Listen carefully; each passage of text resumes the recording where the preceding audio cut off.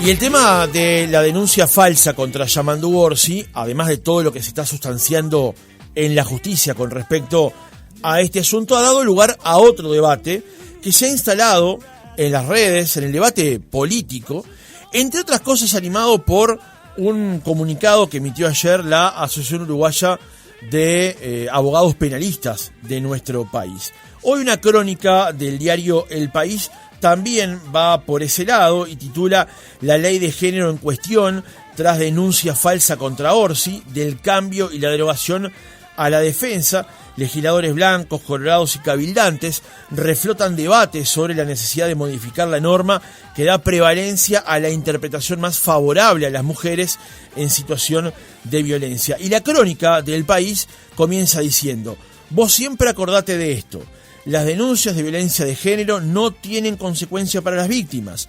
Vos podés decir lo que se te cante en las ganas, que la ley de violencia de género te protege y te cuida. O sea, no hay ninguna consecuencia". Eso era Romina Celeste Papazo comunicándose con Paula Díaz luego de que Díaz llevara adelante la denuncia, o cuando la estaba por llevar adelante, la denuncia contra Yamandu Orsi. Al punto que en el momento de tal vez más álgido con respecto a este debate, un propio diputado del MPP planteó la necesidad de revisar justamente esta ley, la 19.580. Luego aquí el senador Sánchez moderó esa opinión, pero el debate está instalado. Vamos a conversar de esto con Teresa Herrera, que nos atiende esta mañana. Teresa, buenos días, ¿cómo le va?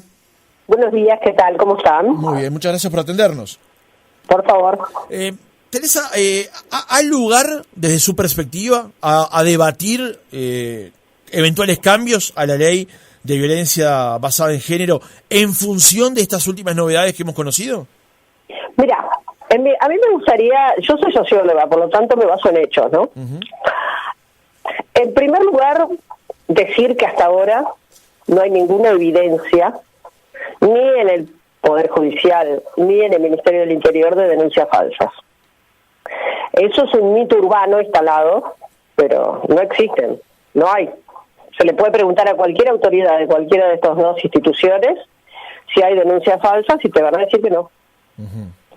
Te pueden decir que hay algunas archivadas por falta de evidencia o cosa por el estilo, pero la mayoría de ellas, además, voy a decir que dadas las carencias presupuestales de la ley, en realidad terminan siendo archivadas porque no se investiga, porque pasa el tiempo, porque las víctimas, por supuesto, se agotan en las vueltas, porque contrariamente a lo que dicen los abogados penalistas, que lo saben muy bien, una cosa es el discurso y otra cosa es la realidad, hacer una denuncia de esta no es gratuito, no es fácil, implica revictimización, implica pasarla muy mal, aún en el mejor de los casos.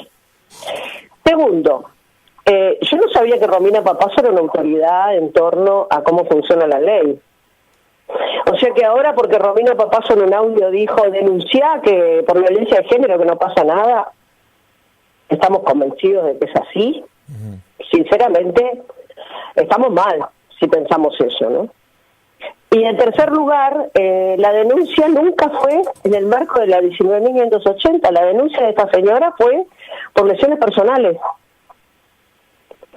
Entonces yo decía, incluso en algunas otras entrevistas, que si bien yo no soy de las que creo en las teorías conspirativas, no puedo entender cómo en lugar de horrorizarse porque un candidato de la envergadura de Orsi recibe una denuncia, una difamación, uh-huh, y tomarlo por ese lado, por el lado de lo que significa para el juego democrático, para un proceso transparente en una campaña electoral, etcétera, terminamos en la 19.580 y además, perdón, pero también poniendo en duda todo lo que pasa con el tema de Penades. Entonces, realmente, yo estoy perpleja. Uh-huh. No puedo entender, o sí puedo entender, ¿no? Lo que sí puedo entender es que a pesar de que la principal causa de muerte de las mujeres en este país es el femicidio, la muerte violenta, somos campeones en América Latina en este tema, somos terceros. No, en realidad estamos preocupados por esa ley en lugar de preocuparnos por darle los recursos necesarios para que no sigan matando a las mujeres, ¿no? Uh-huh.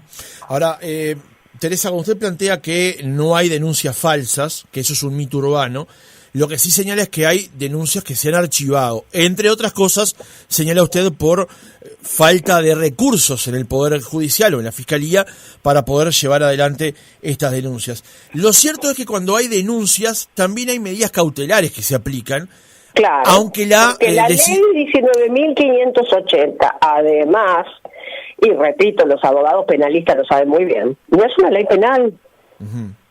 Es una ley de familia especializada. Claro, pero a la pregunta apuntaba que la ley no es condenar. La ley lo que hace es tomar medidas cautelares de protección a las víctimas. Claro, pero a lo que iba con la pregunta, Teresa, es que por más que es cierto, post facto se comprueba que la denuncia se archiva, las medidas cautelares igualmente se tomaron. ¿Hay espacio para revisar eventualmente las medidas cautelares que se aplican, si es en todos los casos, y cuál es justamente el espacio que tienen los jueces para dictarlas? Yo te lo voy a decir del otro lado. A ver. Acá muy cerca de donde vivo yo vivo en Piriápolis. Ayer mataron a una mujer. ¿Tá? Sí. De mañana habían impuesto medidas cautelares. El tipo fue y la mató. Entonces, lo que no hay, porque no hay recursos, porque no hay preparación, es una adecuada evaluación del riesgo. Porque generalmente lo que pasa es esto, es al revés, ¿eh? Se cree que porque se le diga al señor no se acerca, el señor no se va a acercar. Porque no se evalúa adecuadamente el riesgo y no se sabe las características de esta persona, si tiene armas, si no tiene armas, si tiene antecedentes, si pasó o no pasó. Digo, recordemos, hemos tenido muchos casos muy sonados. El señor ese que estrelló el auto y mató a la muchacha el año pasado, tenía no sé cuántas denuncias. ¿Y? Entonces, a ver, al contrario, lo que pensamos las mujeres y el movimiento feminista y todo lo demás, es que todo lo contrario, muy lejos de que se aplican alegremente las medidas cautelares y que no, las mujeres seguimos estando con muchos problemas de acceso a la justicia y de indefinición, es decir, no defendidas, no me sale la palabra. Todo lo contrario. Digo, y a las pruebas me remito, llevamos 9 femicidios en lo que va del año.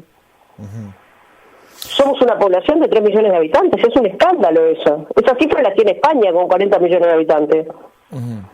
Ahora, de todas maneras, Teresa, ayer, por ejemplo, la Asociación de Abogados Penalistas del Uruguay se expresó también con respecto al asunto, planteando, entre otras cosas, en un comunicado que, por ejemplo, quien va a defender a una persona que es señalada por cometer ciertos delitos no puede, por ejemplo, conocer la identidad de las personas, que es una salvaguarda que está incluida dentro de la normativa. Eso te voy a decir, que no es la 19.500... A ver, entonces que ahí hay como una mezcla, digo, la 19.580 no es una ley penal, es una ley de salvaguarda.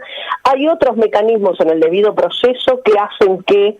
Y no es un invento uruguayo, porque el otro tema es que los abogados penalistas actúan como si esto fuera un invento de las feministas uruguayas, que quién sabe cómo convencieron a los legisladores para llegar a esto. Yo integro el Comité de Expertas de Seguimiento de Belén do Pará de la OEA, y estas leyes son hechas a imagen y semejanza de las recomendaciones internacionales. Cuando no se puede saber quién es la persona denunciante, es porque se trata normalmente de personas menores de edad, personas que están indefensas, personas que si se dice quién fue justamente para proteger la posibilidad de denunciar. Imaginemos quienes denunciaron a Penades. Si se supiera quiénes son, con todo el poder que tiene Penades, que hasta armó, y todos lo sabemos, y eso está comprobado ya. Y por eso está preso. Por eso está preso, y armó una red del Estado, usando los recursos del Estado para poder saber quiénes eran los que lo denunciaban para intimidarlo. ¿A ti te parece que tiene que saber quiénes son? Yo no le voy a responder. Lo que sí le planteo es lo que dicen los abogados penalistas, donde en el comunicado, que no terminé de formular en la pregunta anterior, decían que las normas del nuevo Código del Proceso Penal y la Ley 19.580 y sus erróneas interpretaciones propiciadas por determinados operadores y organizadores que reivindican la ideología de género han venido limitando el poder de contrado de los jueces y la defensa para que se conozca la verdad, y esto lo ponen en mayúsculas, generando múltiples situaciones de injusticia. Bueno, a ver, el hecho de utilizar ya la palabra ideología de género nos ubica en qué lugar están los abogados penalistas. ¿Mm? Nosotras no tenemos ideología de género, tenemos perspectiva de género. ¿Mm?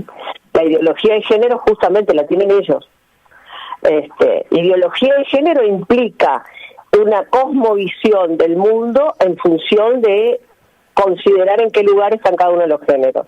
Nosotros lo que tenemos es perspectiva de género basada en datos concretos. ¿O alguien puede negar que en este mundo las mujeres tienen las peores cifras? Entonces, cuando ellos dicen basados en la ideología de género, bueno, capaz que entonces los organismos internacionales, son mujeres, la OEA, el MECSEB y todo lo demás, tenemos ideología de género, porque estas leyes están avaladas por todos los organismos internacionales. No son leyes que se nos ocurrieron acá. Y eso es lo que es muy discutible desde el punto de vista de lo que dicen los abogados penalistas. Además, insisto, la 19.580 no dice nada sobre la protección de testigos, eso es el Código del Proceso Penal. Y ambas leyes fueron votadas por unanimidad en el Parlamento. Sí, justamente, la primera menciona justamente el Código del Proceso. En la crónica hoy del País, Teresa, el señor senador Jorge Gandini, en el debate que se dio ayer tras la expulsión de Romina Celeste, planteó la necesidad de revisar la legislación, aunque aclaró que no era el momento para entreverar las cosas. Pero el precandidato Blanco considera que además de proteger a las víctimas, la ley tiene que darle garantías a los denunciados y no puede ser utilizada para abusos o desvíos con otros intereses. Por su parte, el diputado Subía menciona en la crónica hoy del País, ingresó en febrero otro proyecto de ley que modifica 5 artículos de la ley 19.580 y Cabildo Abierto presentó en marzo un proyecto para modificar la ley bajo el argumento de que es inconstitucional. ¿Qué responde a estos planteos? No, ya se han hecho planteos de que la ley es inconstitucional y la Corte ya se ha pronunciado al respecto. No es inconstitucional. Por otro lado, nosotras hemos expresado también desde el MECSEB nuestra preocupación por estos intentos de cercenar lo que significa la ley, porque, insisto, la ley no está siendo aplicada a cabalidad. Ese es el problema. La ley prevé que en un máximo de 3 meses los asuntos se tienen que resolver. No se resuelven en un máximo de 3 meses porque no hay equipos multidisciplinarios, porque no hay juzgados especializados. Entonces, a ver, ¿la responsabilidad es de la ley o de un sistema político que vota una ley sin recursos? Cuando se dice la ley, no, señores, la aplicación de la ley parcial, mal hecha, todo lo demás, puedo estar de acuerdo, pero no la letra de la ley. La letra de la ley es correcta. Claro, el otro día, ayer, uno de estos abogados dijo al aire, y bueno, lo que pasa es que esta ley debe estar hecha para un país que no es que tiene recursos para tener equipos multidisciplinarios, que tiene recursos para esto. Ah, bueno, entonces, porque no tenemos recursos, no aplicamos correctamente la justicia. Retrocedemos a que las mujeres no podían denunciar los casos porque no tenían una ley que las amparara. Ahora, ese planteo con respecto a la falta de recursos para aplicar íntegramente la ley 19.580 atraviesa todo el sistema político, porque la ley se votó en el 2017, se publicó en el 18 y estamos a 2024 y todavía no ha logrado ser aplicada in totum, por lo que usted nos dice. Ningún gobierno, el gobierno de Tabaré Vázquez declaró emergencia nacional por violencia basada en género y no puso un peso para una emergencia nacional. ¿Tú conoces alguna emergencia agrícola o otro tipo de emergencia a la cual no se haya puesto recursos? Perdón, y esa emergencia nacional sigue vigente actualmente, no se ha derogado, y tampoco se ha puesto un peso. La ley 19.580 dice que hay que enseñarse estos asuntos a nivel universitario, a nivel de secundaria, a nivel de primaria, porque tenemos un problema muy serio con la prevención, porque además tampoco le podemos pedir a la ley que solucione todo, ¿no? Entonces, acá tenemos falsos discursos. Estamos diciendo, la ley no sirve, perfecto, ¿la ley está siendo aplicada a cabalidad? No. ¿La ley tiene recursos para ser aplicada realmente? No. Entonces, ¿cómo podemos hablar de una ley que no sirve y que todavía no se aplicó cabalmente a 7 años de promulgada? Teresa Herrera, gracias por haber estado otra mañana con nosotros. Bueno, de nada, gracias a ustedes por el interés.